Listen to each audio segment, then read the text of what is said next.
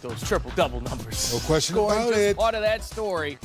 And Victor Oladipo leading the surging Indiana Pacers, who have won 6 in a row and are rolling on the road against the Raptors.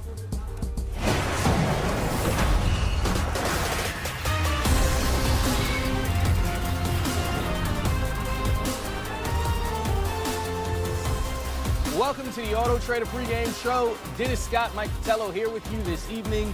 I'm that other guy, Chris Miles. We're here to get you ready for a double dose of those dinosaurs. They played here last night, playing here again. Kawhi Leonard is out. Kyle Lowry is in for tonight's game against the Indiana Pacers. Miles Turner out for Indiana as well. That game is tipping off at 7:30. It's only fitting that Toronto faces the team with the third best record in the East to finish a week full of big tests.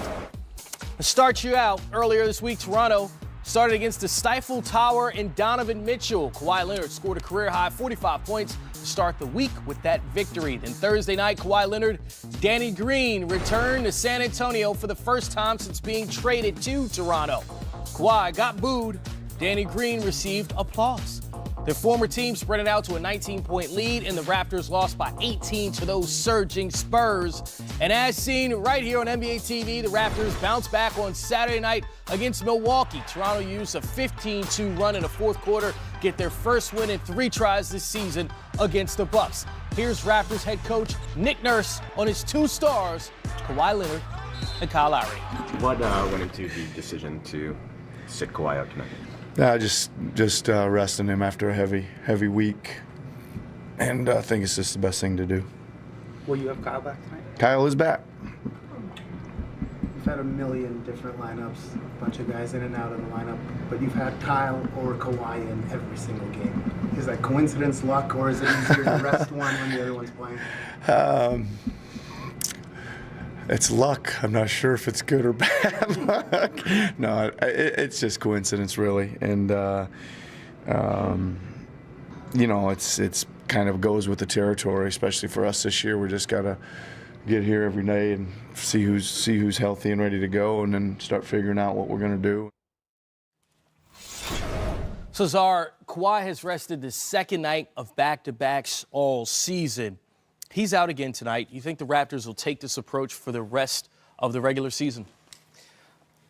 I wouldn't be surprised if they did. Reason being, they actually only have 4 remaining back-to-back. So they've done it this far, and the whole thing is based on, we know we're going to be in the playoffs. We know we're going to be a high seed. Why take a chance and hurt our main guy by playing him in a game that we really shouldn't be playing him in? Remember, last year he played, 9 total games last year. Now he comes back this year, and they started out slowly with him. But they would like to get to the point where they feel comfortable. But remember, nowadays, it's not just one guy making the decision anymore. Mm-hmm. You're talking about agents, players, doctors, GMs, a lot of people involved in decision-making. Including a head coach named Nurse. Now, who comes back? Kyle Lowry, a guy who's missed the last 6 games. Look, this team has been playing well without him. But with Kawhi Leonard out of the lineup, you heard Nick Nurse say, hey, it's good to have one or the other back in that lineup. Yeah, you want to have one or your 2 best players out there at all times, but obviously the injury bug has been there for both guys all season long. But to go back with Kawhi Leonard real quick, guys, it's now in later. It's now because you want to make sure he stays healthy for the playoffs, and it's also later, Coach, because you want to make all the right moves to keep this man happy, because you know this summer you have to have another conversation with him to make sure he stays. So that's why it's like the old candy. It's now and it's later to make sure everything stays sweet. You know, Lowry returning is really important to them because even though he's missed 11 games thus far this season, 6 in a row coming into tonight, remember, this guy's still second in the NBA in assists per game, right? Almost at 10, okay, the 10 mark. Then he's also listed free throw percentage, steals, minutes per game. This guy's really important to this team. All right, let's take a look now at the Dodge road trip ahead. And by that, we mean the Pacers started off their time away from Indiana Friday night with a win over Chicago. They've won 6 in a row. The last team to beat Indiana, the Toronto Raptors. 3D, this team is finding ways to get victories even when Victor Oladipo scores less. They're now 8-1 when Oladipo plays and scores less than 16 points. What does that tell you about the rest of this group and their evolution? Well, it tells me that Nate McMillan, coach, has done a heck of a job getting these guys in winning situations and having them feel confident. So when their best players out, they say, okay, we adjust a few things, we continue to share the basketball, we may run our offense through someone differently, but one thing stays consistent. We play hard every night. And that's one thing you can never take short about Nate McMillan, coach, make sure this team plays hard every night. One similarity between both teams, they both have great depth. So when you're missing a key guy, they have somebody there to step up and take his place, and that's the opportunity for that guy to shine, and they need to take advantage of that.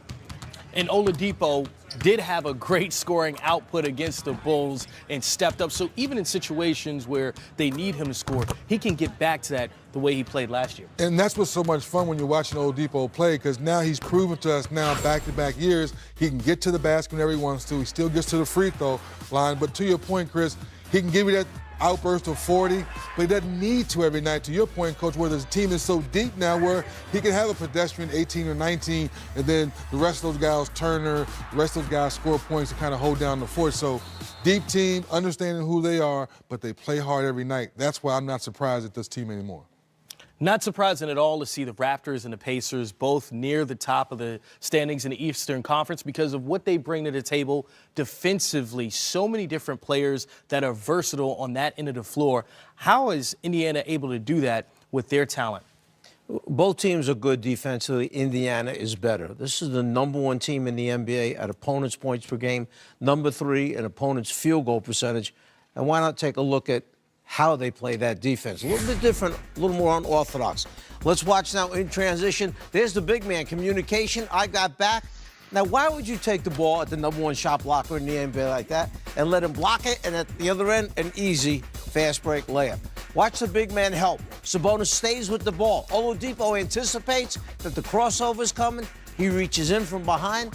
I think you like getting buckets like this where he's out in front and he's a guy who can finish. Again, on the sideline, this is what I said about being unorthodox. How many teams do you see trap the ball, use the sideline as another defender? Sabonis anticipates, rotates over, comes up with the steal, and then once again, they're off on offense at the other end of the floor. So this is a very aggressive defense. It's a defense that has the offense on its heels at time, trying to anticipate. Remember, steals are huge for them to get out in fast breaks. Certainly an exciting game we're going to see tonight between the Toronto Raptors and the Indiana Pacers, tipping off just after 7:30. We've already had a full afternoon of action. The T-Wolves bringing it to the Lakers. Ooh, cat. Meow. Oh, that other team in LA, the Clippers, bringing it to Orlando. Montrezl Harrell apparently attacking the rim, the theme for tonight. And how about the Brooklyn Nets? Yes, one of the hottest teams in the league, looking to win their 12th game in 15 tries. Popular players in the world hadn't been matched in years. In this episode of Storytime with Shaq, Bro Parrish talks to Diesel about that game and his relationship with Yao throughout their careers.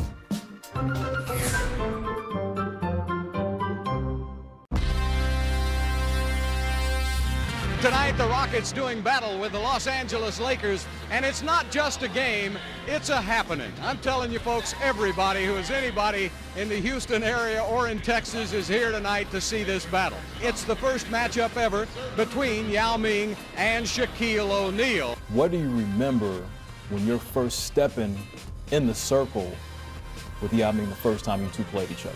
Knew nothing about him. Knew he was 7'5", 7'8", so you know, we got to Houston and, yeah, I'm like, okay, they trying to do like Rocky IV, Apollo Creed, all this and that. They want to give him the fanfare. So I said, okay. So, I wanted to give him a little finesse. I wanted to show him I was smooth. So I get it, I get on the post, and I go right there, he blocks it. Crowd go crazy. Well, you got that one. You 7'8", you're supposed to block it. Get another move, he blocks it.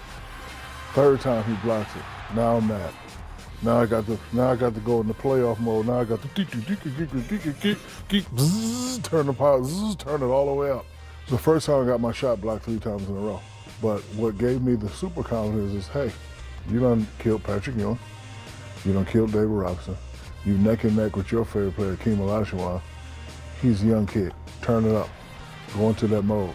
But it was definitely a fun battle between me and him. Definitely respect him. Definitely respect his culture. I go to China 5-6 times a year. Whenever I'm in Shanghai, we always have tea. We always have great conversation. I just wish that he didn't have those injuries that he had. I would have loved to have more battles with him. He's probably the only guy that really tested me. And he tested me because he was 7'8", and he was hard to move. He couldn't stop me, but guess what? I couldn't stop him either. I put him in the category of a king. Like, hey, King, you can't stop me, but I know I can't stop that fadeaway. And he was the only guy that would catch it in the post and look at me. He just looked like, y'all just look at me, and then I'd come and try to block, and he just shoot right over me. Whoop. I'd be like, damn. But the funny thing, the first couple of times, I'm China, language barrier, I never knew he spoke English. So one day I hit him with a nice bing bing on the baseline. Ha ha! Shot the boom. He's like, nice move, brother. I was like, you talk English? He's like, yeah, I'm talking. I was like, why you didn't tell me? He said, Shaq, you never talked to me. I was like, man. So after that moment, like, we, really became close. Shaq, every game we played remind me of the old saying that what doesn't kill you makes you stronger. Thank you for that. And I was honored to be on the same stage as him during Hall of Fame weekend. When you talk about the history of basketball, long after we're gone, hopefully this conversation will still be around when East meets West.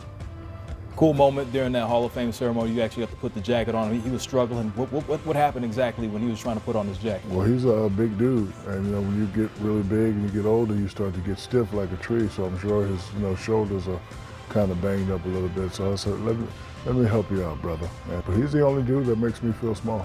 They say he's 7'6", but he's like my favorite convenience store. He's 7-Eleven all day.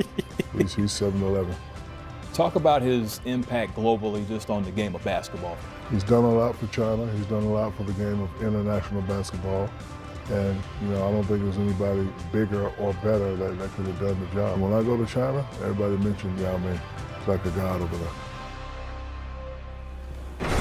It's incredible to see a guy half a foot taller than Shaq. Brendan, you played against Yao as well.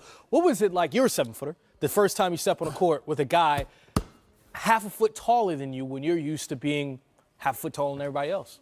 It was incredibly different for me because I'm used to being taller than everybody else, or at least being eye level. And with Yao Ming, it was something different. He was so tall. He had a height advantage. And something that was weird to me was I literally could not see the ball coming up the court when I was behind him. So, like, guys would be like, why didn't you call it the scrim? Like, I couldn't see you. I really couldn't see him. And so Yao presented a lot of challenges, especially trying to guard him. He had some very good moves. He had counters. He had spins. He had some step backs. Did I make that? Okay, I got a couple of highlights off on Yao, but for the most part, it was very hard for me to guard Yao Ming because he really didn't have to jump much, and he kept the ball high. If you really watch Yao in his highlights, he just has that ball, and he's moving it here, and you respond to his fake so much because he keeps the ball high. He's incredibly tall. He was very skilled, and he had a lot of stuff in his game, and Jeff Van Gundy did an excellent job of what I would call using weak side duck-in, something that we don't use nowadays in the game of basketball, where they would run a screen and roll on this side of the court with Tracy McGrady. And I would have to respond and come off of Yao's body. And then he would just duck in that lane and get big and catch the ball. And there was nothing I could do a lot of times. Playing against Yao was very challenging. Griff, when you look at someone like Yao Ming, you think of his career, and it was a great career, but cut short due to injuries.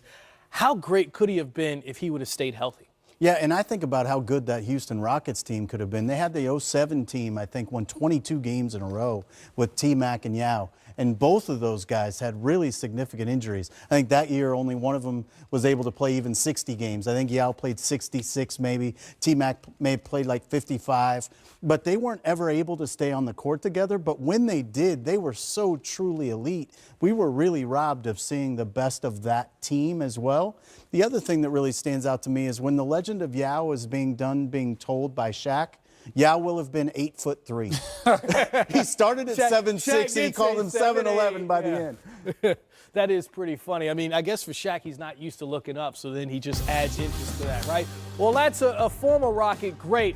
The ascension up the MVP ladder for current Rocket. We'll tell you who's moving on up. I think you know who it is. That's up next.